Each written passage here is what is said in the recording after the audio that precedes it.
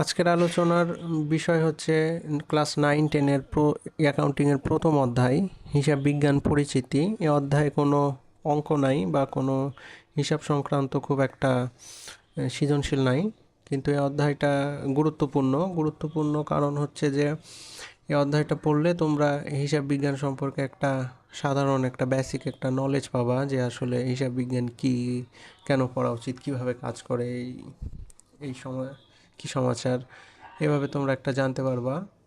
তো এই অধ্যায় থেকে সৃজনশীল হবে এমন না, আবার হতেও পারে, খুব একটা হয় না।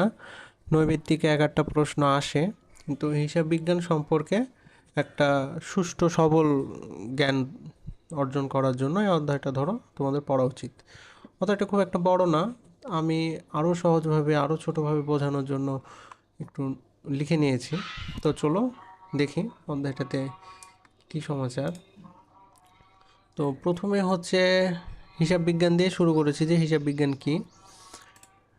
হিসাব বিজ্ঞান হলো এমন একটি পদ্ধতি যা ব্যবসা বা প্রতিষ্ঠানের আর্থিক লেনদেন, ঠিক আছে, এই কথাটা মনে রাখবা, আর্থিক লেনদেন, শুধু এতটুকুটা একটু শুরুতে মনে রাখো। আর্থিক লেনদেন সঠিকভাবে নথিভুক্ত করা, শ্রেণীবদ্ধ করা, বিশ্লেষণ করা এবং প্রয়োজনীয় অনুযায়ী উপস্থাপন করে। এটি ব্যবসায়ের আর্থিক অবস্থা একটি পরিষ্কার চিত্র তুলে ধরে। আর্থিক অবস্থার পরিষ্কার চিত্র। একটা কথা তোমাদেরকে শুরুতেই বলি, হিসাব বিজ্ঞানের প্যাটার্নগুলা বা নীতি নিয়ম মালাগুলা আমরা সেখানেই ব্যবহার করতে পারবো যেখানে আর্থিক লেনদেন হবে। লেনদেন কিন্তু দুইভাবে হয়, একটা আর্থিক একটা অনার্থিক। এই যে মনে করো যে তুমি কাউকে কলম দিলা, সে তোমাকে একটা পেন্সিল দিল, এখানে কোনো আর্থিক লেনদেন নাই, সো এইখানে হিসাব বিজ্ঞানের শক্তি খাটবে না। কিন্তু তুমি যদি আবার অর্থের বিনিময়ে কিছু দেওয়া নেওয়া করো, সেখানে হিসাব বিজ্ঞানের নীতি নিয়মমালা সব কিছুর জোর খাটবে, ঠিক আছে, এটা মনে রাখবা। অঙ্ক করার সময় এটা খুবই গুরুত্বপূর্ণ হবে যে আর্থিক লেনদেন হলো নাকি অনার্থিক লেনদেন হলো, এটা ইম্পর্ট্যান্ট হবে। সো হিসাব বিজ্ঞান কি এটা তোমরা আরও দেখে নিবা, খুবই সহজভাবে আমি নোটটা আসলে বানিয়েছি। তো হিসাব বিজ্ঞানের উদ্দেশ্য, হিসাব বিজ্ঞান কেন পড়বো, প্রথমে হচ্ছে আর্থিক তথ্য সংরক্ষণ। যা বলে আসছি, হিসাব বিজ্ঞান এর প্রথম উদ্দেশ্যই হচ্ছে আর্থিক তথ্য সংরক্ষণ। কিভাবে? প্রতিদিনের আয় ব্যয় লিখে রাখা। প্রতিদিনের একটা মানুষের যে আয় ব্যয় হয় তার একটা সুষ্ঠু একটা ধারণা রাখা। মনে করো যে যারা চাকরিজীবী বা তোমরা যারা স্কুলে পড়ো, প্রতিদিন তোমাদেরকে স্কুলে যাওয়ার সময় অল্প কিছু হাত খরচ দেয় বাবা মা। তো এখন সেটা ধরো, সেখান থেকে তুমি কিছু টাকা খরচ করো, কিছু টাকা বাঁচিয়ে রাখো, মাস শেষে কিন্তু তোমার কাছে একটা ভালো একটা টাকা একটা জমা হয়। তো এটাও কিন্তু এক ধরনের আর্থিক তথ্য সংরক্ষণ করছো, যে তুমি ধরো লিখে রাখলা যে আমার এই দিনে এই জিনিসটা আমি করলাম, তাই আমার পকেট মানি থেকে বা হাত খরচের যে 50 টাকা দিয়েছিল বা 100 টাকা দিয়েছিল, সেখান থেকে আমার 50 টাকা খরচ হয়ে গেল। বা অনেকে মনে রাখে, কারণ এগুলো ছোট ছোট হিসাব, তুমি ধরো লিখে রাখো না, তুমি এগুলো মনেই রাখো যে দরকার নাই লিখে রাখার, এমন কোনো আহামরি কিছু না। আজকে 50 টাকা দিল, 20 টাকা খরচ করলাম, কালকে 30 টাকা খরচ করলাম, কালকে 20 টাকা দিয়েছে, 10 টাকা খরচ করলাম, এগুলো ধরো খুব একটা মনে রাখা যায়, খুব একটা লিখতে হয় না। কিন্তু যারা ব্যবসা করে, যারা বড় বড় প্রতিষ্ঠানের মালিক, তাদেরকে প্রতিদিনের একটা হিসাব তাদেরকে নোট ডাউন করে রাখতে হয়। খুবই সহজভাবে বলতে গেলে, তোমার এলাকার দোকানপাট দেখবা, সেই দোকানপাটগুলোতে দোকানিগুলা কিন্তু এক ধরনের ডায়েরি, খাতা এগুলা ব্যবহার করে হিসাবগুলা লিখে রাখার জন্য, যে তার ধারে পণ্য বিক্রয় হলো নাকি সে লসে বিক্রি করলো, কত টাকায় বিক্রি করলো, বা তার কত টাকা আজকে আর্ন হলো, ঠিক আছে, এই সব কিছু কিন্তু একটা খাতায় টুকে রাখে। প্রত্যেকটা দোকানে দেখবা যে ছোট করে একটা খাতা থাকে। ইভেন তুমি যদি ওই কাঁচা বাজারে সবজিওয়ালাদের কাছে সবজি কেনাকাটা করো, দেখবা তাদের কাছেও ছোট্ট একটা কাগজ থাকে, ওই কাগজে ওরা কিন্তু সব কিছু টুকে রাখে, ঠিক আছে। সো এটাই হচ্ছে তথ্য সংরক্ষণ, আর্থিক তথ্য সংরক্ষণ। তথ্যের মানে আর্থিকের যেই আর্থিক লেনদেন সম্পর্কিত যেই ঘটনাগুলো ঘটছে সেগুলা লিখে রাখে, যে অমুককে এত টাকা দিলাম, অমুককে ধারে পণ্য দিলাম, বা আমি এই যে এই জিনিসটা 100 টাকাতে কিনেছিলাম, আমাকে 50 টাকায় বেচতে হলো, তাহলে লস হলো, তাহলে বুঝবে, একটা ধারণা থাকে মোট কথা। তো এখানে আমি সহজ উদাহরণ দিয়েছি, তোমাদের গাইডে বা স্কুলে স্যাররা অন্যভাবেও পড়াতে পারে। তো প্রতিদিন তুমি কি খরচ করছো, হ্যাঁ, যেমন তোমার খাবারের বিল, বাসের ভাড়া, অনলাইনে কিছু কেনাকাটা করা, হ্যাঁ অনলাইনে কিছু কেনাকাটা করা, এটা এখন খুবই গুরুত্বপূর্ণ একটা উদাহরণ। এগুলা ডায়েরি বা এক্সেল শিটে লিখে রাখলে পুরো মাসে তোমার কত টাকা, তোমার কিভাবে টাকা খরচ করেছো তা তুমি বুঝতে পারবা। ঠিক আছে, এক মাসে তুমি মনে করো তুমি একজন চাকরিজীবী, তুমি 20,000 টাকা করে পাচ্ছ বা 15,000 টাকা করে পাচ্ছ প্রতি মাসে তোমার স্যালারি। তো তুমি ওই স্যালারিটাকে কিভাবে খরচ করছো সেটা কিন্তু তোমাকে জানতে হবে, যে তুমি অতিরিক্ত টাকা খরচ করে ফেলছো কিনা, বা মাস শেষে তোমার কারো কাছ থেকে আবার ধার নিতে হচ্ছে কিনা, তুমি সঞ্চয় করতে পারছো কিনা, এই সব কিছু কিন্তু এই আর্থিক তথ্য সংরক্ষণের মধ্যে পড়ে। তোমার বাজার খরচ, তোমার যাতায়াত খরচ, তোমার চিকিৎসা খরচ, আদার নেসেসারি যেই মানে নিডসগুলো আছে ওগুলার খরচ। সো এগুলা যদি তুমি একটু মানে ছোট ছোট করে লিখে রাখো কাগজে বা মানে নোটে, সবারই থাকে এটা, তুমি যদি একটু নোটিস করো, তোমার আব্বু আম্মু কিন্তু সব খরচের একটা হিসাব রাখে। সো সেটাও কিন্তু এই যে হিসাব বিজ্ঞানের ভেতরে পড়ছে। উপকারিতা কি এই তথ্য সংরক্ষণের? তাহলে উপকারিতা কি? সব খরচের একটা রেকর্ড থাকছে, কোথায় বেশি টাকা খরচ করছো, হ্যাঁ, বা কোথায় তোমার টাকা খরচ করা উচিত নয়। এই যে যেমন খরচ অকারণ, যেসব খরচ অকারণ এগুলো সহজে চিহ্নিত করতে পারবা। ঠিক আছে, মনে করো যে তুমি প্রতি মাসে তোমার হাত খরচে যা টাকা থাকে তুমি অযথা বন্ধু বান্ধবীদের পিছনে মানে টাকাটা উড়িয়ে দাও, কোনো লাভ নাই, সেখান থেকে তোমার কোনো বেনিফিট আসবে না। আর তুমি আরেকটা অপশন কি, তুমি ওই টাকাটা সঞ্চয় করতে পারো, সেভ করতে পারো। সো এটা হচ্ছে এক ধরনের অকারণ খরচ, বা আরও বিভিন্ন কারণ আছে, অনেক বদ অভ্যাস আছে, ওগুলোর পিছনে মনে করো যে তুমি টাকা খরচ করছো, ওগুলা দিয়ে তোমার কোনো লাভ হবে না, তোমার শারীরিক মানসিক ক্ষতি হবে, আর তোমার সঞ্চয়ও হবে না। তো তুমি যদি মনে করো যে একটা মাসে তুমি কোথায় আজে বাজে খরচ করলা, ওগুলো যদি নোট ডাউন করো যে না, এই মাসে এত আজে বাজে খরচ হয়ে গেছে, তাই আমার হাতে 1 টাকাও নাই, বা আমি সঞ্চয় করতে পারিনি, আমি সামনের মাস থেকে এগুলো বাদ দিব, তাহলে তুমি একটা মানে চার্টের মতো বানাতে পারবা যে এই খরচগুলা হচ্ছে মানে ইউজলেস খরচ, আর এগুলা হচ্ছে ইম্পর্টেন্ট খরচ। ঠিক আছে, যে এগুলোর পিছনে হ্যাঁ টাকা ঢালা যায়, এগুলোর পিছনে টাকা না ঢাললেও হবে। এই এই পিডিএফটা আমি দিয়ে দিব তোমাদের জন্য। তারপর আসছে হচ্ছে হিসাব বিজ্ঞানের উদ্দেশ্যের দ্বিতীয় যেই কারণ, সেটা হচ্ছে যে লাভ বা ক্ষতি নির্ণয় করা, ফাইন্ড আউট করা, যে তোমার লাভ হচ্ছে না ক্ষতি হচ্ছে, প্রফিট হচ্ছে নাকি তোমার লসের উপর থাকছো। সো এইটা হচ্ছে নির্ণয় করা যায় কিভাবে। লাভ বা ক্ষতি বের করার জন্য আয় আর খরচের, সরি এখানে ব্যয় হবে, আয় আর ব্যয়ের তুলনা করতে হবে। এই যে একটু আগে আমি যেটা বলছিলাম যে ব্যবসা লাভ হচ্ছে, লাভ করছে নাকি ক্ষতি হচ্ছে, এটি বোঝার জন্য ইনকাম আর এক্সপেন্স হিসাব রাখা আবশ্যক। ঠিক আছে, এই যে মনে করো যে তুমি দোকানে সাপোজ 10,000 টাকার প্রোডাক্ট কিনেছো, তার মধ্যে মনে করো তুমি 10,000 টাকা প্রোডাক্টগুলো লসে বেচতে বেচতে মাত্র তুমি 5,000 টাকার প্রোডাক্ট বেচেছো, মানে গোটা দোকান ফাঁকা, শেষ, সব প্রোডাক্ট তুমি বেচে তোমার হাতে মাত্র 5,000 টাকা আছে, তাহলে অবশ্যই তুমি লসে আছো। তোমার দোকানের প্রোডাক্ট যতই শেষ হয়ে যাক, মানে একটা দোকানে যে ভরপুর মাল আছে, ভরপুর প্রোডাক্ট আছে, সেই প্রোডাক্টগুলো শুধু বেচাই হচ্ছে মূল ইন্টেনশন না, সেগুলা সেল করে সেখান থেকে প্রফিট আর্ন করাই হচ্ছে একটা ওনারের মূল উদ্দেশ্য।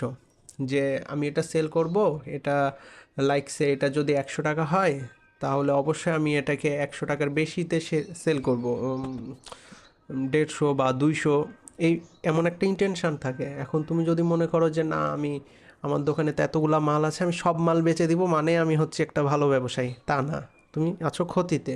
সো এইটা কিভাবে ফাইন্ড আউট করবা, এইটা হচ্ছে এই যে আর্থিক তথ্য সংরক্ষণ বললাম না, ঠিক সেইভাবে তুমি যদি একজন দোকানি হও, তোমার প্রতিদিন কেমন খরচ হচ্ছে, তোমার লাভে পণ্য বিক্রি হচ্ছে নাকি লসে বিক্রি হচ্ছে নাকি ধারে বিক্রি হচ্ছে, এগুলা যদি তুমি লিখে রাখো, মাস শেষে তোমার একটা ধারণা আসবে যে আচ্ছা এইভাবে এইভাবে আমার এত টাকা এই মাসে আসলো আর এই এত টাকা আমার খরচ হলো। সেইখান থেকে তুমি তোমার কিছু অপ্রয়োজনীয় খরচ বাদ দিতে পারবা।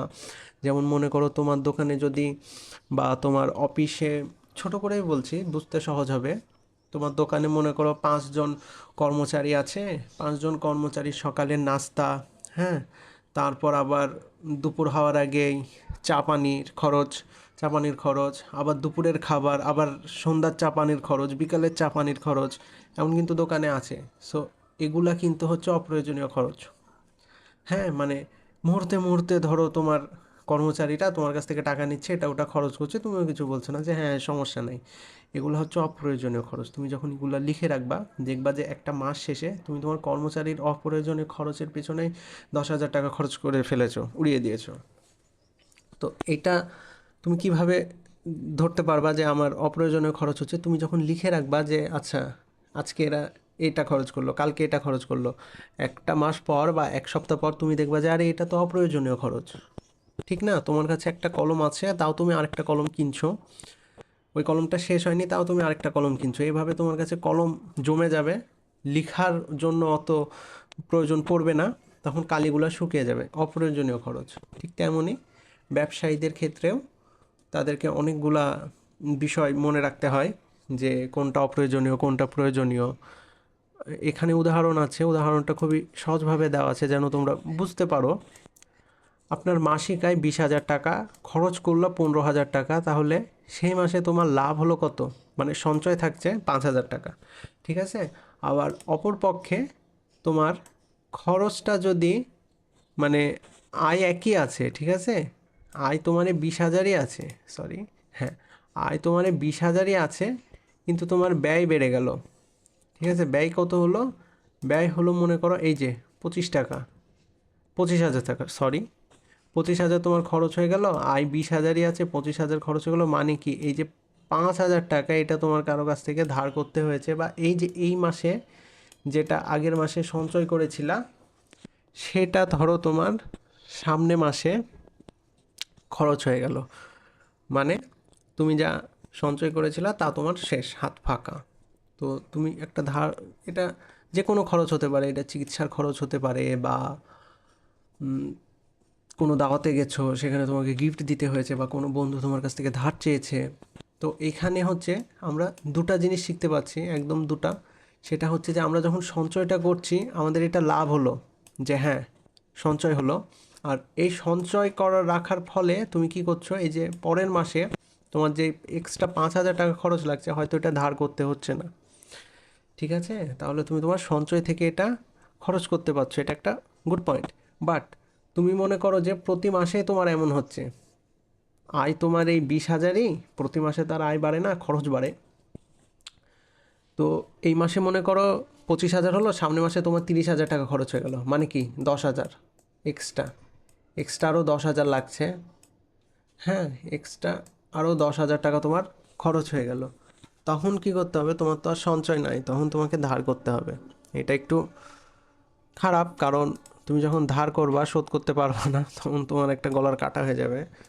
সো ওটা পরের আলোচনা করব ওটা নিয়ে, যাই হোক। তো এইটা হচ্ছে যে, তাহলে আমরা বুঝতে পারলাম আমরা লাভ ক্ষতি নির্ণয় করতে পারবো। ঠিক আছে, আমরা লাভ বা ক্ষতি সুন্দর করে নির্ণয় করতে পারবো, যে আমার লাভ হচ্ছে না ক্ষতি হচ্ছে, ঠিক আছে, বা অকারণে কি খরচ হচ্ছে, কোথায় আমার খরচ কমানো উচিত, এগুলো বুঝতে পারবো। উপকারিতা, উপকারিতা খুবই সুন্দরভাবে একটু লেখা আছে, আপনার আয় অনুযায়ী খরচ হচ্ছে কিনা তা বুঝতে পারবেন। তুমি অবশ্যই বুঝতে পারবা তোমার আয় অনুযায়ী খরচ হচ্ছে কিনা। তুমি এখন স্কুল স্টুডেন্ট, তোমার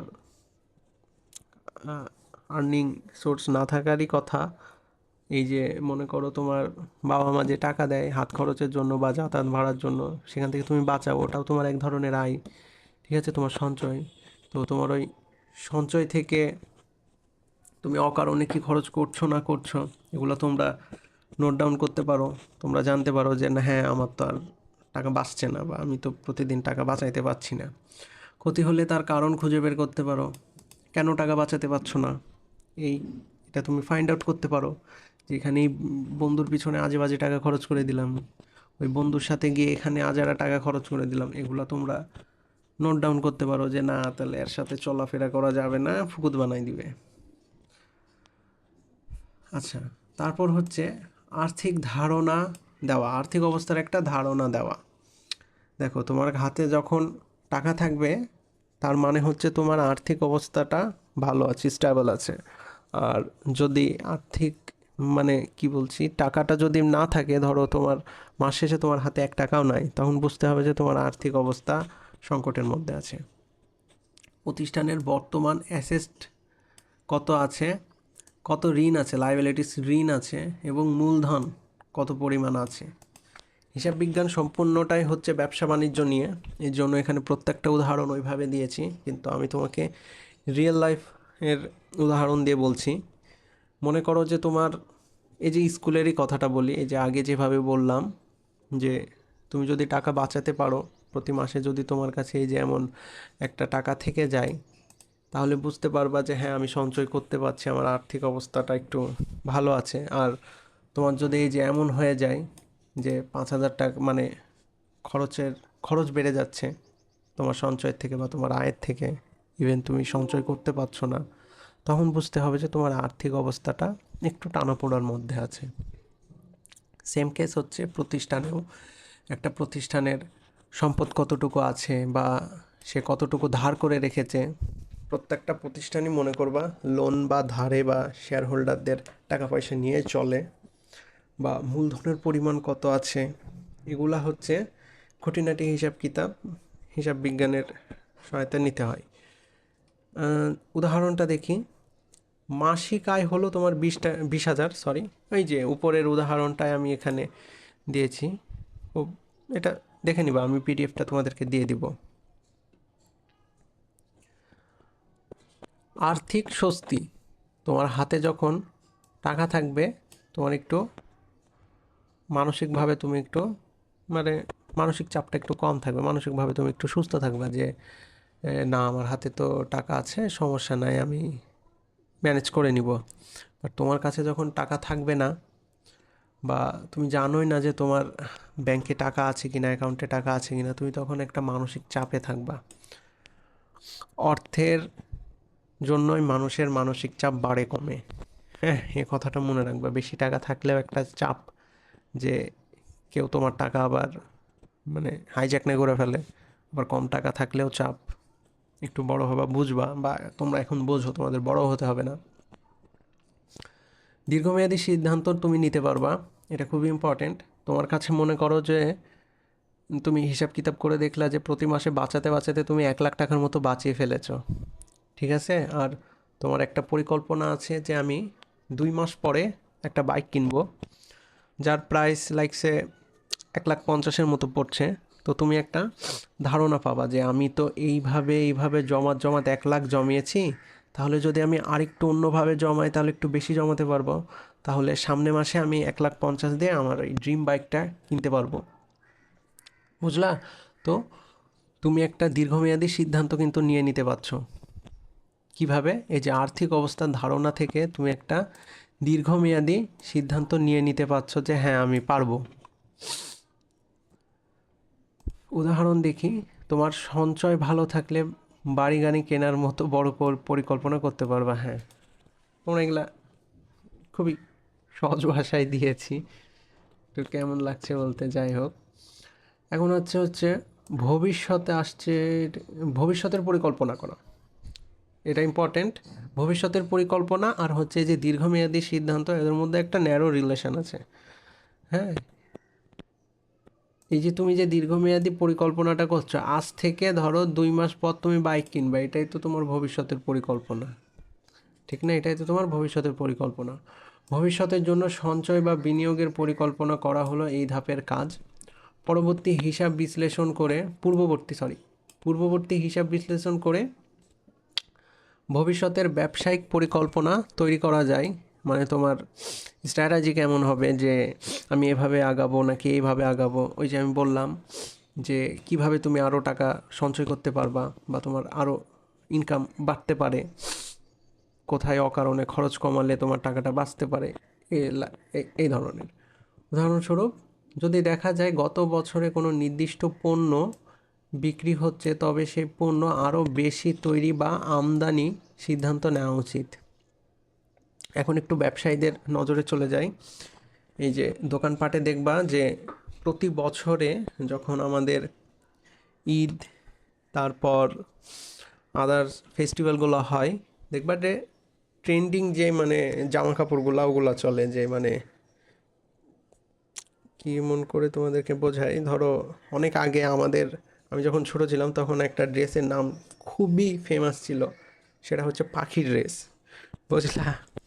তো আমার বান্ধবীদের মধ্যে এটা ছিল যে "এই দেখ, আমি তো এই বাড়িতে পাখি ড্রেস নিলাম, তুই কি কিনলি?"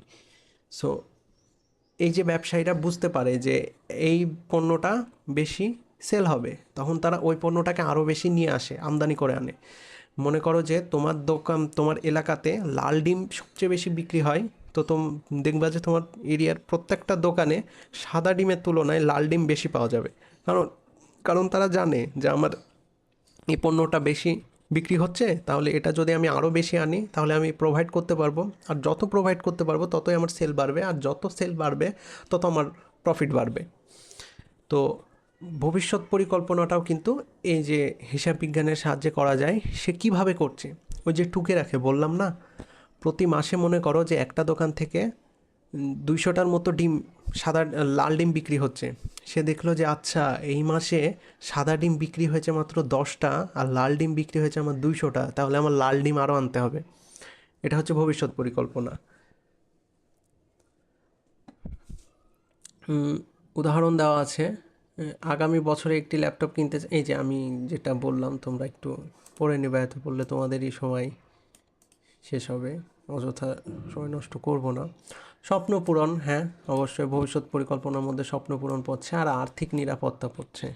সঞ্চয়, আর্থিক নিরাপত্তার সাথে সঞ্চয়ের একটা সম্পর্ক আছে, ভবিষ্যৎ পরিকল্পনার সাথে সঞ্চয়ের একটা সম্পর্ক আছে, এটা আমি একটু আগেই বললাম। হঠাৎ কোনো জরুরি পরিস্থিতিতে কিভাবে সামলাবেন তার প্রস্তুতি থাকবে। ফিউচার কেউ জানে না। আজকে তুমি যদি একটু সঞ্চয় করো, তাহলে দেখা যাচ্ছে হুট করে কয়েকদিন পর তোমার ওই টাকাটা কারো কাছে চাইতে হচ্ছে না যে ভাই আমার কিছু টাকা দে, আমার হাতের অবস্থা ভালো না। কারণ তুমি জানো যে আমার পকেটে বা আমার অ্যাকাউন্টে একটু সঞ্চয়ের টাকা আছে, এটা দিয়ে সামহাও আমি ম্যানেজ করতে পারবো। সো একটা আর্থিক নিরাপত্তা, তোমার মানসিক চাপও কমবে এই দিক দিয়ে। নোট: হিসাব বিজ্ঞানের প্রধান উদ্দেশ্য হলো ব্যবসায়ের আর্থিক কার্যক্রমকে সহজ, সঠিক ও পরিকল্পিতভাবে পরিচালনা করা। ব্যবসায়ের সফলতার মেরুদণ্ড হিসেবে কাজ করে কি হিসাব বিজ্ঞান।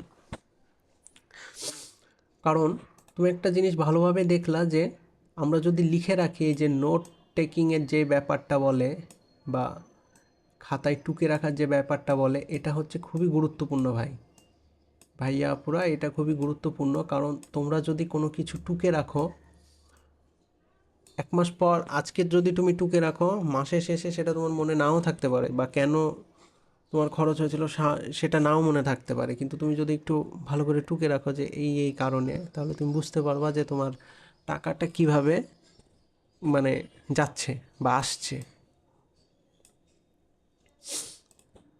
হিসাব বিজ্ঞানের প্রয়োজনীয়তার বিস্তারিত ব্যাখ্যা। এতক্ষণ তো বললাম যে হিসাব বিজ্ঞান কেন প্রয়োজন, এখন চলো একটু প্রয়োজনীয়তার বিস্তারিত জানি, যে আসলে কেন। ব্যবসায় নিয়ন্ত্রণ, এই যে ধরো এই যে লিখে রাখা, টুকে রাখা, যাই বলো, এগুলা কেন দরকার? তোমার ব্যবসায় তোমার একটা নিয়ন্ত্রণ থাকবে। কিভাবে? হিসাব বিজ্ঞান ব্যবসায়ের সব ধরনের আর্থিক কার্যক্রমকে নিয়ন্ত্রণ করতে সাহায্য করে। আবার বলছি, আর্থিক, অনার্থিক। প্রতিদিনের আয় ব্যয় এবং লেনদেনের রেকর্ড রাখলে ব্যবসা পরিচালনা আরও সহজ হয়। প্রতিদিনের আয় ব্যয় ও লেনদেনের একটা রেকর্ড রাখলে ব্যবসা পরিচালনা আরও সহজ হয়। ওই যে আমি শুরুতেই বললাম না যে তোমার দোকানে মনে করো কর্মচারী আছে, তারা কি খরচ করছে, অকাজে কি খরচ করছে, এই সবগুলা তুমি ধরো লিখে রাখো। তোমার একটা লেনদেনের রেকর্ড হচ্ছে, তার আয় ব্যয়ের রেকর্ড হচ্ছে, তারপর কটা প্রোডাক্ট তুমি সেল করলা, লাভে কতটুকু সেল করলা, লসে কতটুকু তোমাকে সেল করতে হলো, কোনটা তোমাকে নিয়ে আসতে হবে, বা কোনটার দাম তোমাকে একটু চাহিদা অনুযায়ী কমানো উচিত বা বাড়ানো উচিত, এই সব কিছু কিন্তু তুমি হিসাব বিজ্ঞানের সাহায্যে করতে পারবা। একটি কোম্পানিতে প্রতিদিন 500টি পণ্য বিক্রি বিক্রি করছে কোনো একটি কোম্পানি, কিন্তু পণ্যের উৎপাদন খরচ বাড়ছে। হিসাব বিজ্ঞানের মাধ্যমে কোম্পানি বুঝতে পারবে কিভাবে খরচ কমিয়ে আনা যায়।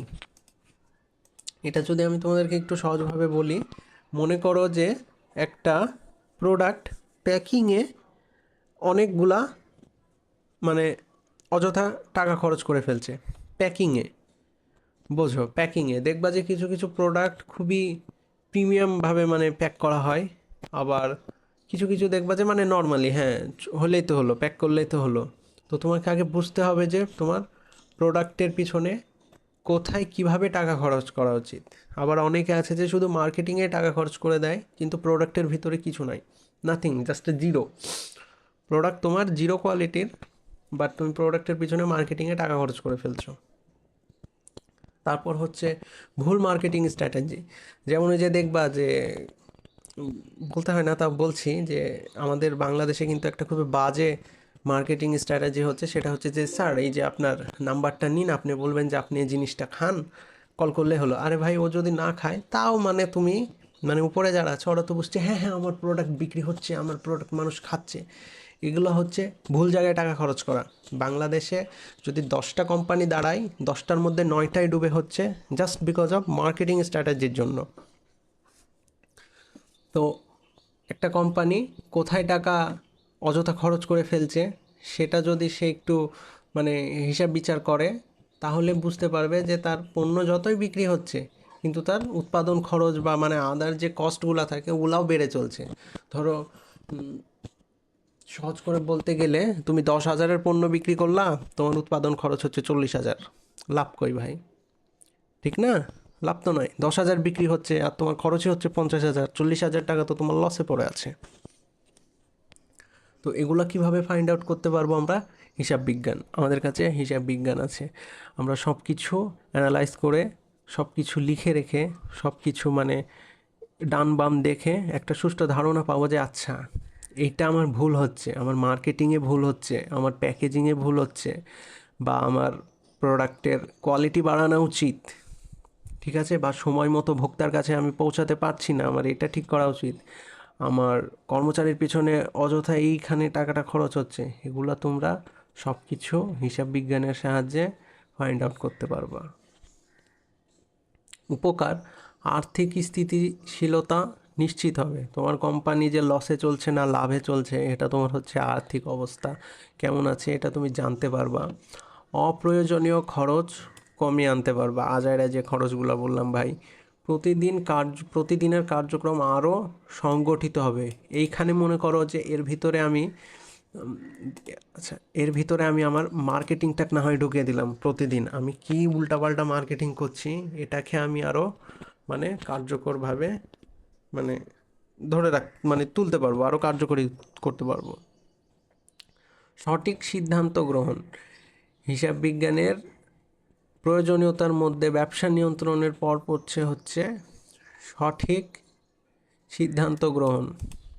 তুমি যখন জানো, তুমি যখন তোমার ব্যবসা সম্পর্কে বা ব্যবসার আয় ব্যয় সম্পর্কে একটা সুষ্ঠু ধারণা পাবা, তখন তুমি কিন্তু সঠিক সিদ্ধান্ত নিতে পারবা যে তোমার আরও পণ্য আমদানি করা উচিত নাকি একটু থামানো উচিত, প্রোডাক্ট আমদানি করা এখন একটু থামিয়ে রাখা উচিত। তুমি একটা সঠিক সিদ্ধান্ত নিতে পারবা। ব্যবসার জন্য সঠিক সিদ্ধান্ত নেওয়া খুবই গুরুত্বপূর্ণ। হিসাব বিজ্ঞানের মাধ্যমে লেনদেনের সঠিক তথ্য পাওয়া যায়, যা ব্যবসায়ের কার্যক্রমে সঠিক পরিকল্পনা করতে সহায়তা করে। লেনদেনের একটা সঠিক তথ্য পাওয়া যায়। লেনদেনের মধ্যে কি থাকছে? আয় ব্যয় ক্ষতি লাভ এগুলো থাকছে। সো তুমি যদি একটা লেনদেনের একটা সঠিক তথ্য থাকে তাহলে তুমি সঠিক সিদ্ধান্ত নিতে পারবা। মনে করো যে তোমার দোকান লসে চলছে, ঠিক আছে, বা একদম হচ্ছে যে না লসে চলছে না প্রফিটে চলছে, মিডিল পয়েন্টে আটকায় আছে আর ওইভাবে চলছে। এখন তুমি কি করবা? আরও প্রোডাক্ট তুলবা? এটা হচ্ছে রিস্ক। রিস্ক নিতে পারো, নাকি তুমি তোমার ব্যবসাটাকে একটু পিকে নিয়ে যেতে চাও, মানে একটু উপরে উঠাইতে চাও যে একটু যদি আমি প্রফিটে যাই তখন আমি আমদানি করব। তো এই সব সিদ্ধান্ত ভাই তুমি নিতে পারবা, ভাইয়া বা আপু নিতে পারবা কিভাবে? সম্পূর্ণটাই হচ্ছে হিসাব বিজ্ঞানের প্যাটার্ন ফলো করে। উদাহরণ, একটি কোম্পানি যদি দেখে যে নির্দিষ্ট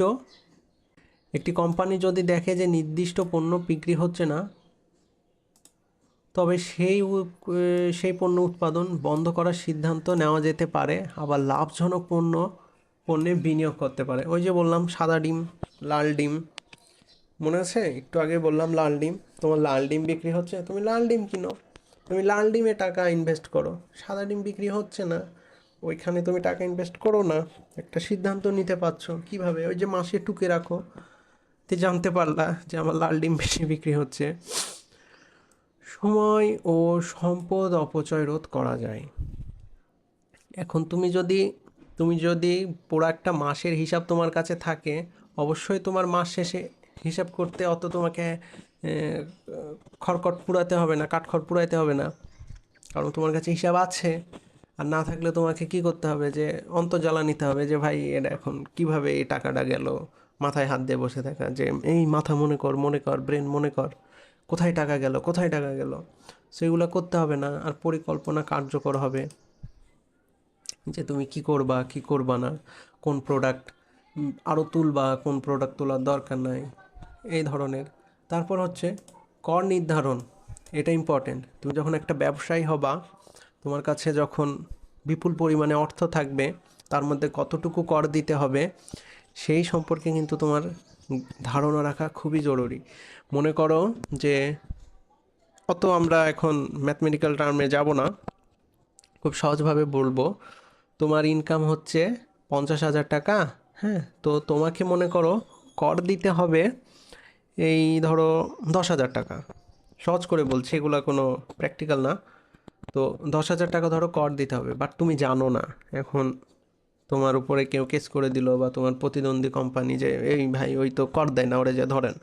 তোমার কাছে চলে আসলো লোক, হ্যাঁ, তোমার কাছে হিসাব নাই, কোনো নির্দিষ্ট হিসাব নাই যে তুমি 50,000 টাকা ইনকাম করেছো, বাট তোমার ইনকাম হচ্ছে 50,000 টাকা।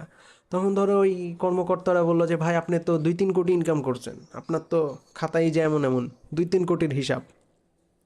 তখন বলবে যে 2-3 কোটি হিসাব অনুযায়ী আপনার এত কোটি কর দেওয়া উচিত। কিন্তু তখন তুমি হয়ে যাবে ওদের সামনে বোকা, কারণ তোমার কাছে তো তোমার নিজেরই কোনো হিসাবের তথ্য নাই। সো এই কর নির্ধারণ, কতটুকু কর দেওয়া উচিত বা তোমার ইনকামের উপরে কতটুকু কর হচ্ছে, এগুলো তোমার একটা ধারণা থাকতে হবে। আয়কর, ইনকাম ট্যাক্স, ভ্যাট বা অন্যান্য কর ঠিকভাবে পরিশোধ করতে হলে প্রতিষ্ঠানের আয় ও ব্যয়ের তথ্য রাখা প্রয়োজন। এই যে এখন আমি বললাম যে আয় ও ব্যয়ের তথ্য রাখা প্রয়োজন। যখন তোমার কাছে তোমার নিজের ব্যবসায়ের আয় ও ব্যয়ের একটা সঠিক ধারণা থাকবে, তথ্য থাকবে, সে অনুযায়ী তুমি কর দিবা।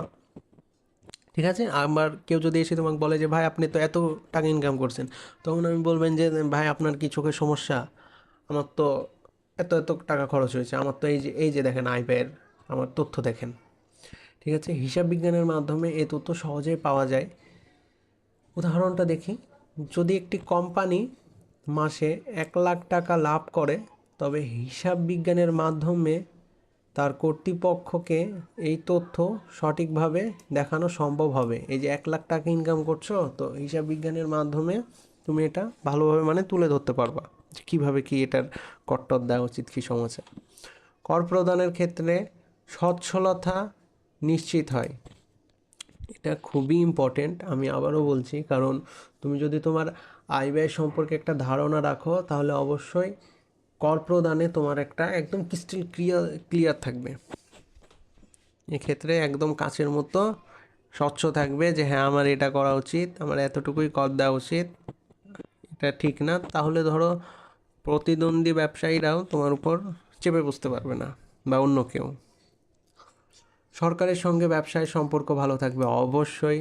তোমার ব্যবসায় যদি কেস না লাগে, তুমি যদি জেল হাজত না খাটো কর না দেওয়ার ফলে, যদিও খাটে না বাংলাদেশ তো অবশ্যই সরকারের সাথে মানে তোমার একটা প্রতিষ্ঠানের সুনাম থাকবে, ঠিক না? যে ধরো তোমার ব্যবসা, ধরো দোকান ইনকাম ট্যাক্সের লোক আসলো, আসে সবাই এলাকার মানুষ তো জড়ো হয়ে যাবে যে আরে আরে অমুকের দোকান ইনকাম ট্যাক্সের লোক আসছে, তখন তুমি একদম তোমার হিসাবের খাতা টাতা দেখাই দিলা যে ভাই এই যে এমন এমন খরচ হয়, এমন এমন আয় হয়, আমি তো এই ধরনের কর দিয়ে দিছি। তখন বলবে ও ইটস ওকে, তাহলে আপনি তো ভালো ব্যবসায়ী, তোমার দোকানের কী হবে, সুনাম বাড়বে।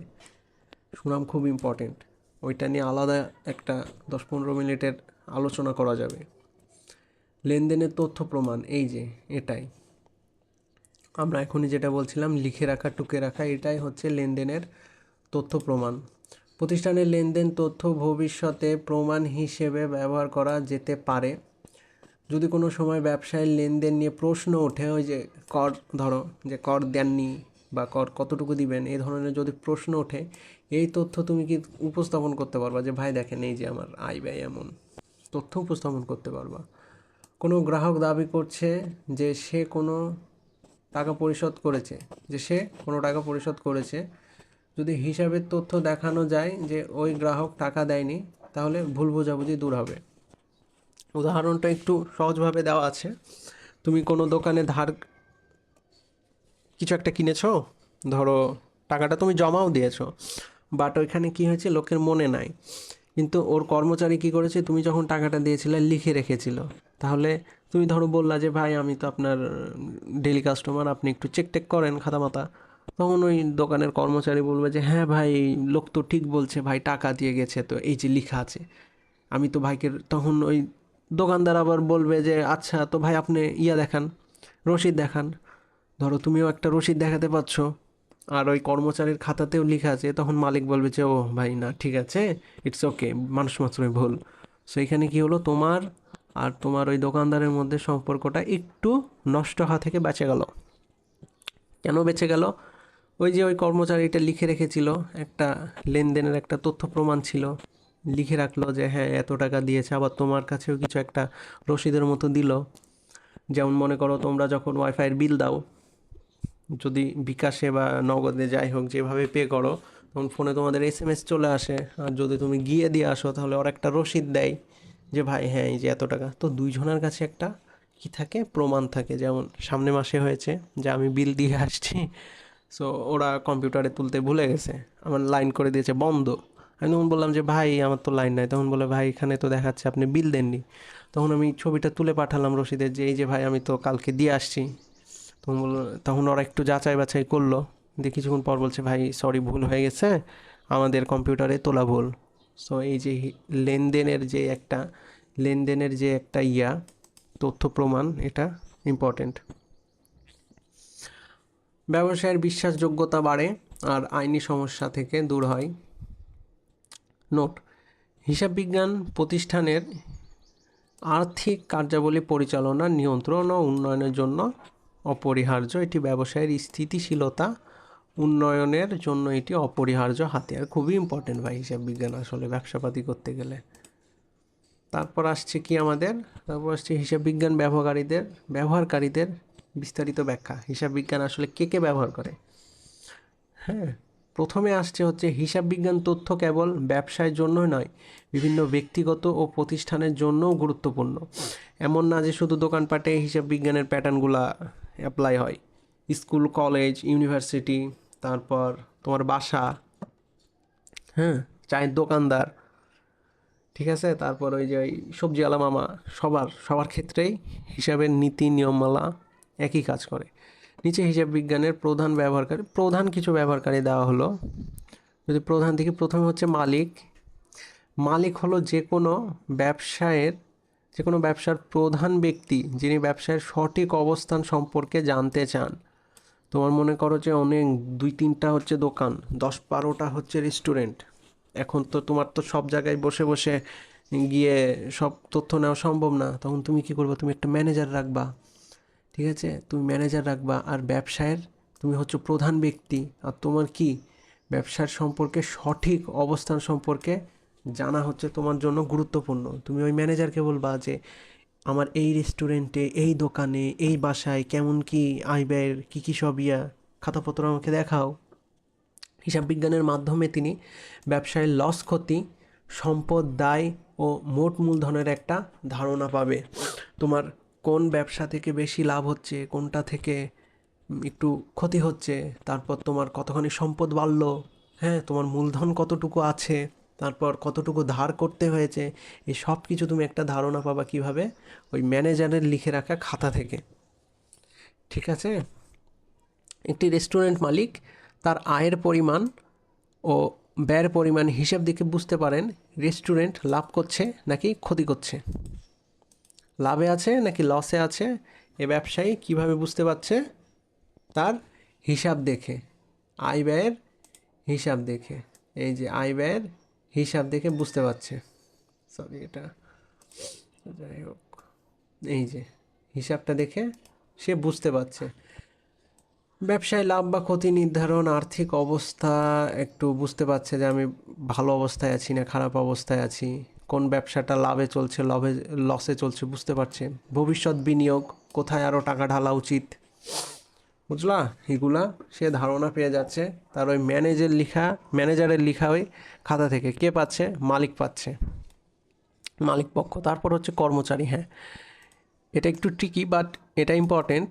তুমি যদি কোনো একটা অফিসে কাজ করো, তোমার অফিসের টাকা কেমন মানে আর্ন হচ্ছে, মানে কেমন তোমার অফিস প্রফিটে আছে নাকি লসে আছে, এটা যদি তুমি জানতে পারো তাহলে তোমার জন্য কিছু কিছু কাজ মানে তুমি কিছু কিছু পদক্ষেপ নিতে পারো। যেমন মনে করো যে তোমার একটা চাকরির নিরাপত্তা থাকছে, তোমার মানসিক চাপটা কমছে। হ্যাঁ, তারপর হচ্ছে লাভজনক ও আর্থিক অবস্থা ভবিষ্যৎ নির্ভর করে। এইখানে ভবিষ্যৎ নির্ভর করতে আমি বলতে আমি বোঝাতে চেয়েছি এই যে বেতন বৃদ্ধির একটা সম্ভাবনা, বা তুমি তোমার উপরের কর্মকর্তাদেরকে বলতে পারো যে স্যার আমাদের তো এমন লাভ হয়েছে, এমন এমন লাভ হচ্ছে, কয়েক বছর ধরে আমাদের মানে কোম্পানি প্রফিটে চলছে, তো এটা হচ্ছে রাইট টাইম আমাদের একটু স্যালারিটা আপ করা, একটু বাড়ায় দেওয়া। তোমরা আবেদন করতে পারবা।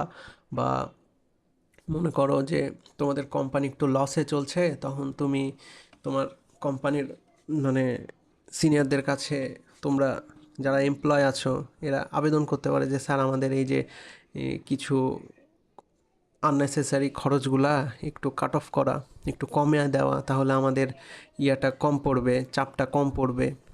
এমন তোমরাও কিন্তু বুদ্ধি পরামর্শ দিতে পারো। যদিও বাংলাদেশে এমন হয় না, বাট আমি বলছি তোমার একটা চাকরির ভবিষ্যৎ মানে চাকরির যে মানে ভবিষ্যৎ যে হ্যাঁ আমার কোম্পানির তো ঠিকঠাক চলছে, তুমি যদি এ সম্পর্কে জানতে পারো তাহলে তোমার একটা ধারণা থাকবে যে হ্যাঁ আমার চাকরিটা, আমার জবটা সিকিউর আছে। আর যদি ঠিকঠাকভাবে না চলে তখন তুমি একটা নতুন চাকরি খোঁজার জন্য কাজে লেগে যেতে পারো, যা না আমার যে কোনো সময় চাকরি চলে যেতে পারে, কোম্পানির তো অবস্থা ভালো না, আমাকে অন্য একটা চাকরির ব্যবস্থা আগে থেকে করে রাখতে হবে। ব্যাকআপ যেটাকে বলে সেটা রাখতে পারবা। সো এমপ্লয় হিসেবে হিসাব বিজ্ঞান জরুরি, এমপ্লয়ীদের জন্যও হিসাব বিজ্ঞান জরুরি। উদাহরণটা দেখব, যদি কোনো প্রতিষ্ঠানে আয়ের পরিমাণ ব্যয়ের তুলনায় বেশি হয়, কর্মচারী নিশ্চিত হতে পারেন যে তার চাকরি নিরাপদ। আয়ের তুলনায় ব্যয়ের আয়ের পরিমাণ ব্যয়ের তুলনায় বেশি হয়, আয় বেশি ব্যয় কম, তাহলে সে মনে করতে পারে যে হ্যাঁ আমি ঠিক আছি। প্রণোদনা, সুযোগ। প্রণোদনা বলতে বোঝায় ধরো তোমার এই বোনাস টোনাস, বুঝলা? ঈদের আগে যেমন দেখবা যে বোনাসের ব্যবস্থা হয়, আবার অনেক কোম্পানি টাকা পয়সা দেয় না, কি বলে যে না ভাই এবছর তো আমাদের লসে গেছে, আপনাদেরকে আমরা বোনাস দিতে পারবো না। বাট তুমি হচ্ছে সাতির বিল্লা যে জানো যে আরে কোম্পানি তো প্রফিটে গেছে, এই কয়েক মাস তো প্রফিটে গেছে, তখন তুমি রিপোর্ট নিয়ে যেতে পারবা যে স্যার এই যে আমাদের তেমন এমন প্রফিট হয়েছে, আমাদের তো বোনাস দেওয়া উচিত, নাহলে তোমার ঘটি বাকিয়ে দিব। সব কর্মচারীরা এক হব যে তোমার ঘটি বাকিয়ে দিব। সো যখন তুমি একটু হিসাব বিজ্ঞানটা ভালোভাবে বুঝবা, টাকা লেনদেন এগুলা সম্পর্কে একটু, ফাইন্যান্স সম্পর্কে একটু তোমার ধারণা থাকবে, অ্যাজ এ এমপ্লয় তোমার জন্য এটা এক ধরনের হাতিয়ার। তোমাদেরকে তোমাদের অধ্যক্ষরা বা অফিসাররা বা ম্যানেজাররা বা যারাই বলো তারা তোমাদেরকে উল্লু বানাতে পারবে না, গাধা বানাতে পারবে না, কারণ এরা জানে যে আমার কোম্পানি লাভে আছে না লসে আছে।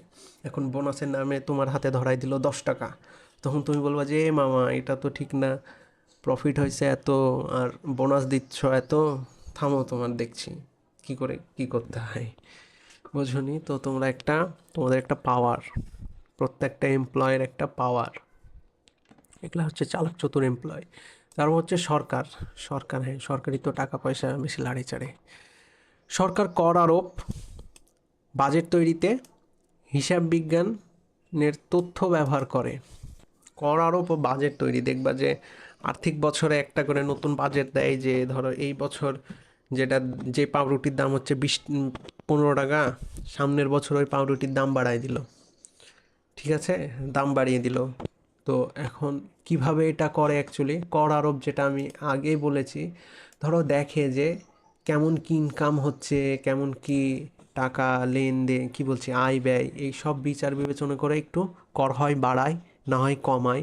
যেই ক্ষেত্রে কর বাড়ানো উচিত ওইখানে একটু কর বাড়িয়ে দেয় বা একটু কর কমিয়ে দেয়। তারপর হচ্ছে বাজেট তৈরিতে হিসাব বিজ্ঞান ব্যবহার হয়, যে কোন প্রোডাক্টগুলো সবচেয়ে বেশি আমদানি হচ্ছে। মনে করো যে দোকানদাররা একটা, এই যে লাল ডিম মনে করো যে খুবই আমদানি করছে, তখন এই লাল ডিমের উপর একটু মানে ভ্যাট, তারপর একটু খরচ বাড়িয়ে দিতে পারে সেখান থেকে, তাহলে সরকার একটু ইনকাম করবে। সো এটা কিভাবে করছে, এটা হচ্ছে হিসাব বিজ্ঞানের সাহায্যে করছে। এই সব আর্থিক যে তথ্যগুলো, এগুলো সব হিসাব বিজ্ঞানের প্যাটার্ন ফলো করেই হয়।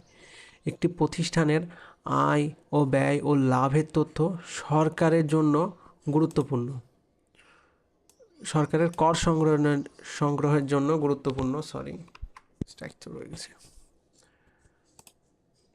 গুরুত্বপূর্ণ। প্রতিষ্ঠানের আয় ব্যয়, এই যে তোমার প্রতিষ্ঠানের মতো ধরো আরও 10টা প্রতিষ্ঠান আছে যারা লাভ করছে, তো তাদের থেকে অবশ্যই একটু বেশি কর নেওয়া উচিত, কারণ তোমার ইনকাম যখন বাড়ে তখন একটু খরচ করাও জায়েজ।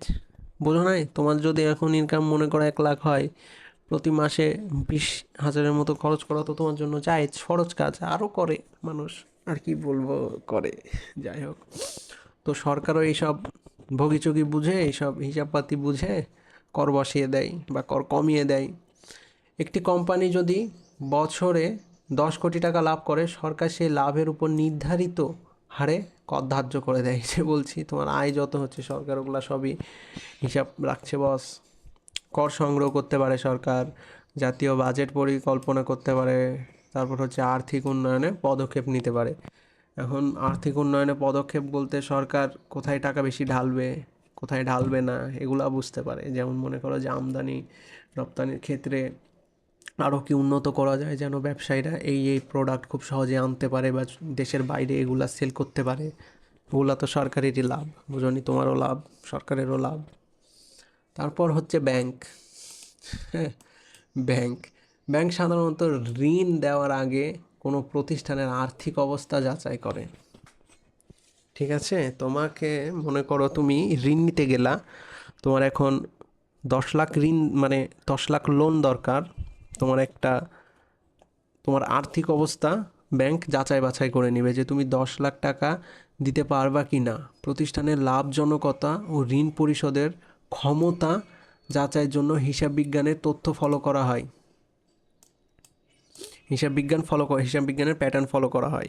তুমি মনে করো যে 10 লাখ টাকা নিবা, তুমি বলছো যে ভাই আমার একটা ব্যবসা আছে, আমার 10 লাখ টাকা দরকার। হ্যাঁ, তোমার ব্যবসা হচ্ছে ধরো পানবিড়ির ব্যবসা, যেখান থেকে তোমার প্রতি বছরেই হচ্ছে ইনকাম হয় হচ্ছে, খুব ছোটোভাবে আর সহজভাবে বলি, 10,000 টাকা, ঠিক আছে? তো তুমি যদি এখন 10 লাখ টাকা নিয়ে নাও, তো ব্যাংকের কাছে হয়তো মনে হতে পারে যে এর ব্যবসাটা একটু যাচাই বাছাই করে দেখি, এ যদি 10 লাখ টাকা নেয় কতদিনে শোধ করতে পারবে, হ্যাঁ আর ব্যবসা কেমন চলে বা ফ্রড কিনা, সব কিছু যাচাই বাছাই করার পরগা তোমাকে টাকা দিবে, তাও আবার একটা সুদ বসায় দিবে টাকার উপর, ঠিক আছে? তো ব্যাংক যে টাকাটা দিচ্ছে, টাকা যা টাকাটা যে আবার ফেরত পাবে, হ্যাঁ ওটার একটা মানে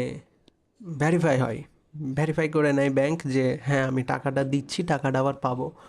বলতে গেলে তুমি মনে করো যে তোমার ভণ্ড বন্ধুকে তুমি টাকা দেওয়ার আগে 2বার ভাববা, তোমার ভালো একটা বান্ধবীকে টাকা দেওয়ার আগে একবারও ভাববা না, কারণ ও তো টাকা দিবে, আর ভণ্ড তো টাকা দিবে না। ব্যাংকও এমন যাচাই বাছাই করে নেয় যে সামনের জন ভণ্ড নাকি আমার ভালো বান্ধবী।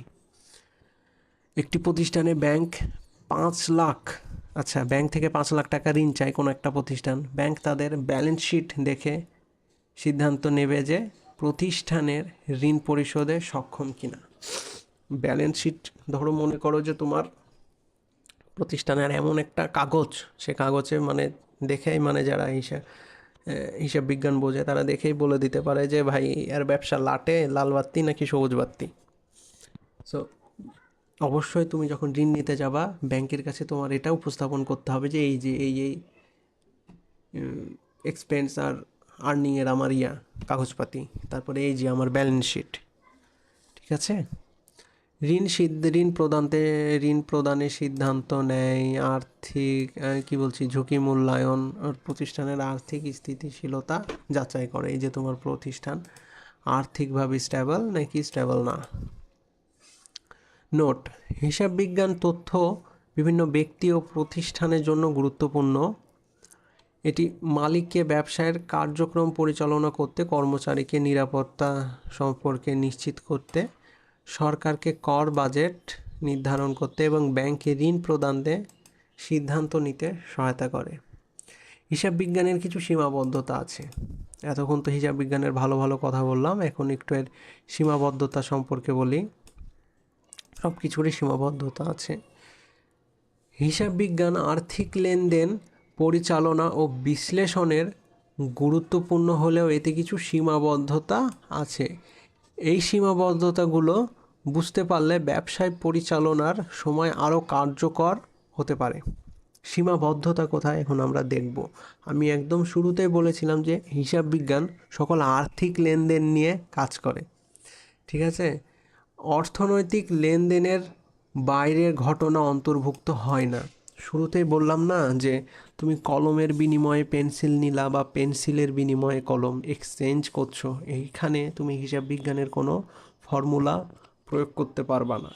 তুমি যদি টাকার বিনিময়ে কিছু নাও বা দাও, তাহলে তুমি হিসাব বিজ্ঞানের ফর্মুলাগুলা বা প্যাটার্নগুলা ফলো করতে পারবা, অ্যাপ্লাই করতে পারবা।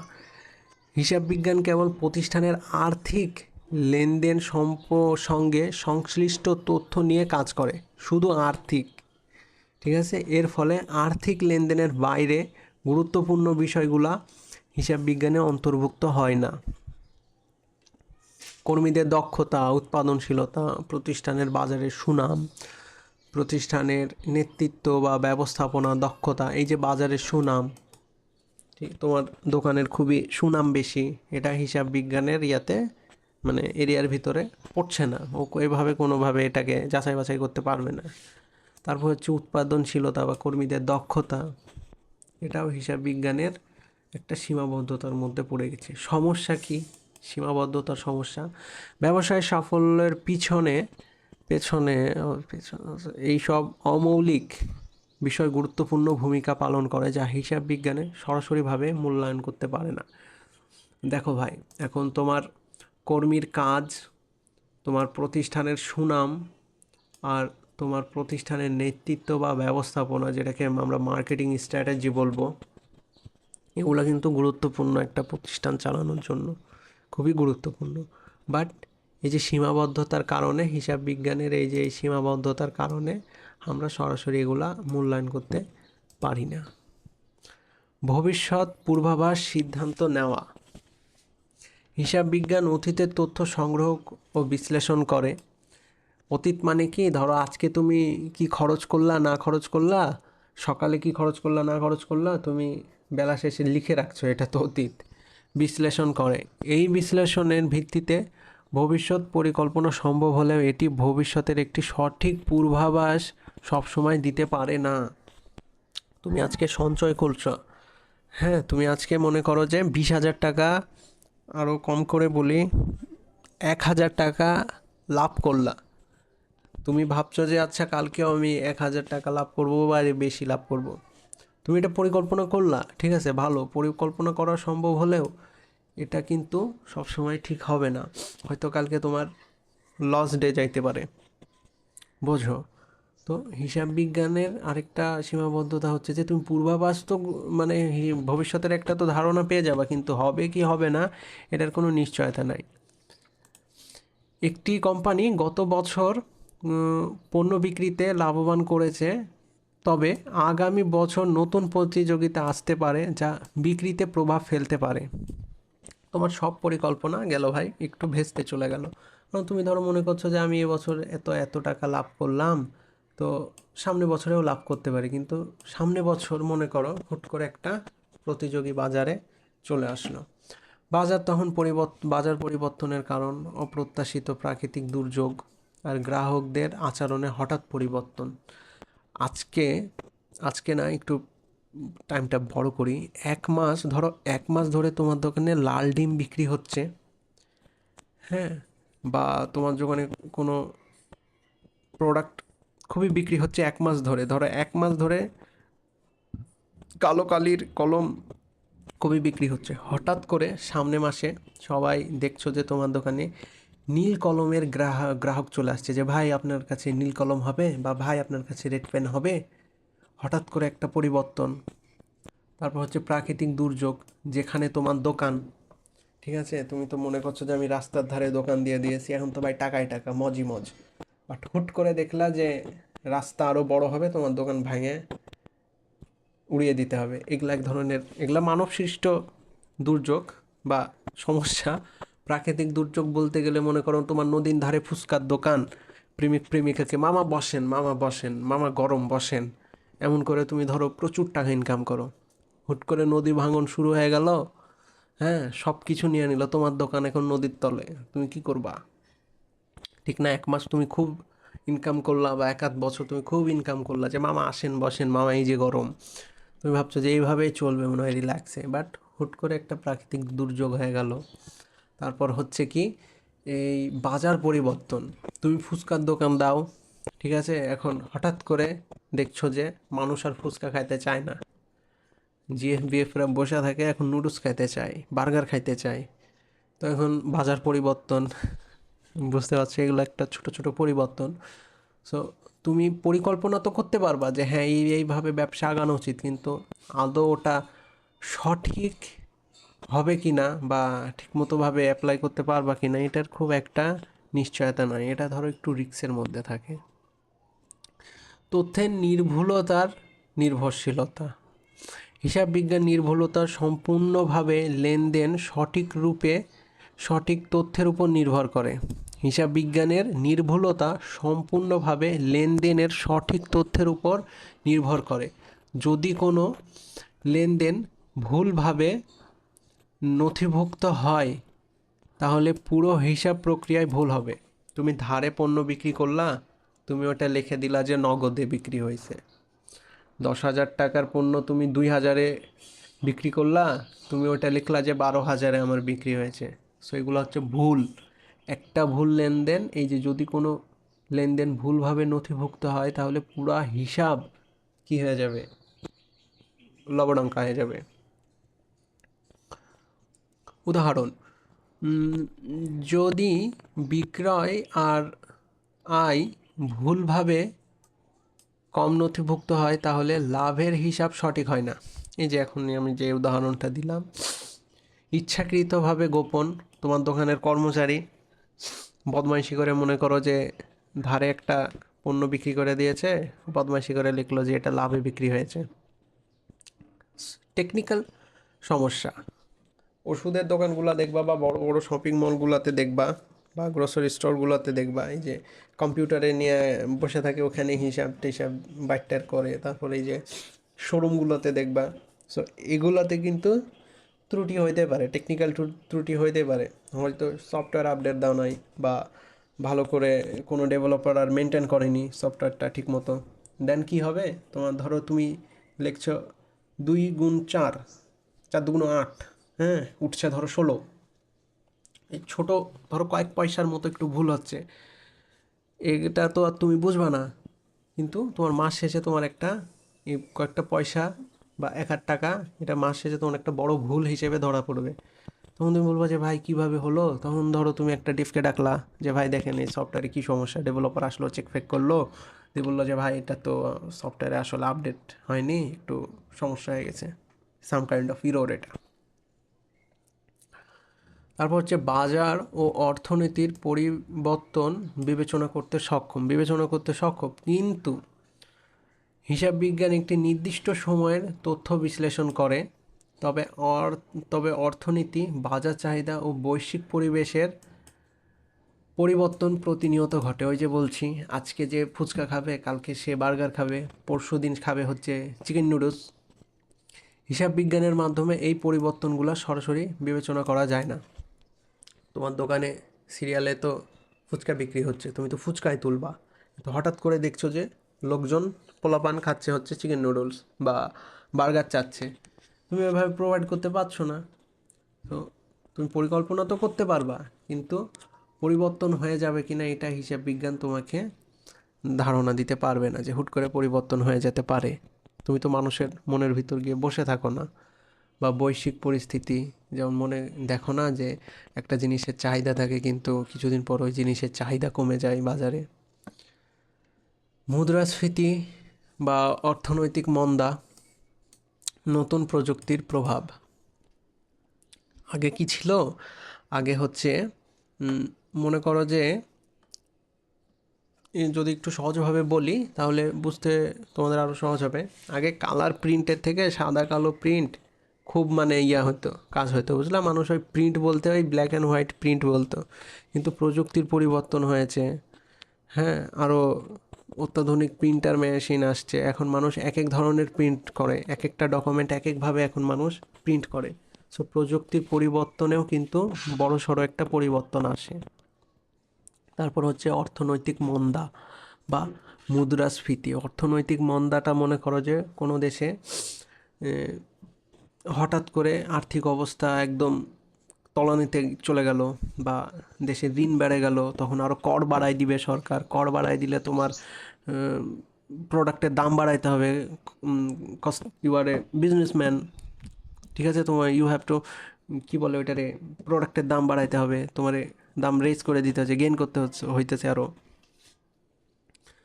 দেন কী হবে, তোমার কাস্টমার কমে যাবে, হ্যাঁ, কারণ মানুষের যখন দেখে যে মানুষের যখন আর্থিক অবস্থা একটু খারাপ থাকে, মানুষ কিন্তু কেনাকাটাও একটু কম করে। সো এর ফলে কী হবে, তোমার ব্যবসাতেও একটু চাপ পড়বে, প্রোডাক্ট কম সেল হবে, আবার তোমার করও দিতে হবে, বোঝো নাই তো? একটা আর্থিক মন্দার প্রভাব পড়ে। তুমি জানো যে হ্যাঁ চেঞ্জ হতে পারে, কিন্তু কতটুকু চেঞ্জ হতে পারে এটা তো আর তুমি জানো না, ঠিক কি না? সো এটা হচ্ছে হিসাব বিজ্ঞান আমাদেরকে এখানে খুব একটা হেল্প করতে পারে না। সমস্যাটা কি? ব্যবসায় টিকে থাকার জন্য তাৎক্ষণিক সিদ্ধান্ত প্রয়োজন, যা কেবল হিসাব বিজ্ঞানের উপর ভিত্তি করে নেওয়া কঠিন।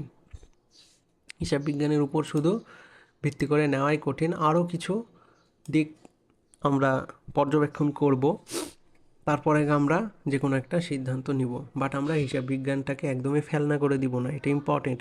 মনে করো তুমি হিসাব বিজ্ঞানের 80% সহায়তা নিবা আর 20% আদার সোর্সগুলারে খাটাইবা। তারপর হচ্ছে মৌলিক ও অমৌলিক তথ্য অন্তর্ভুক্ত হয় না।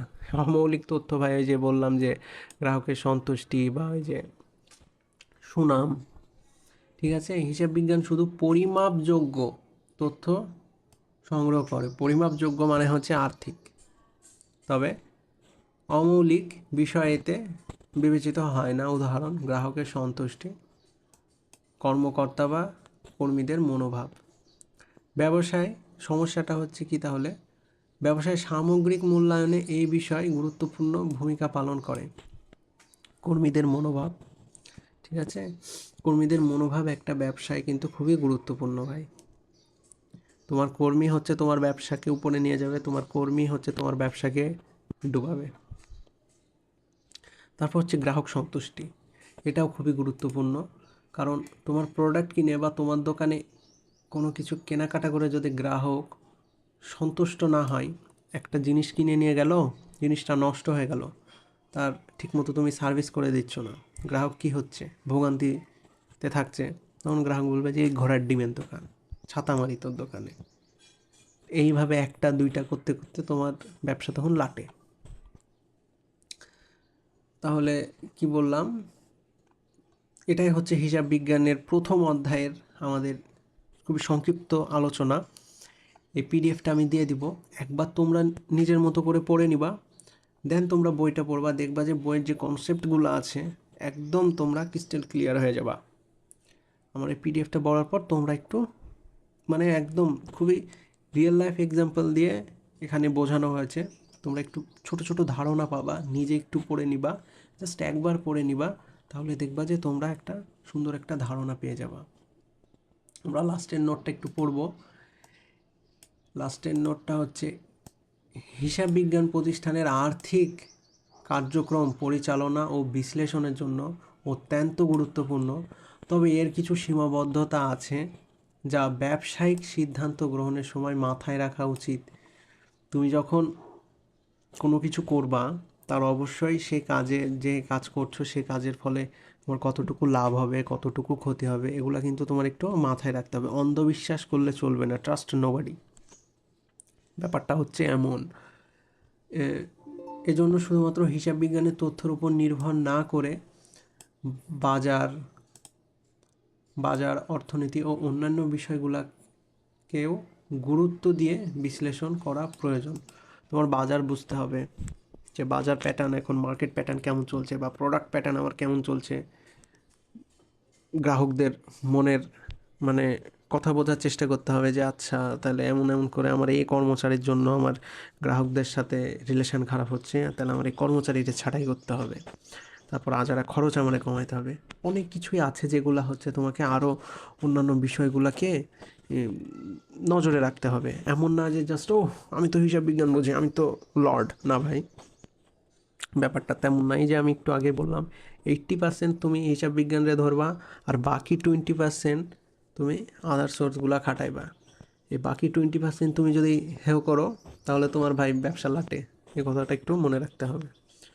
সো যাই হোক, অনেক কথা বলে ফেললাম।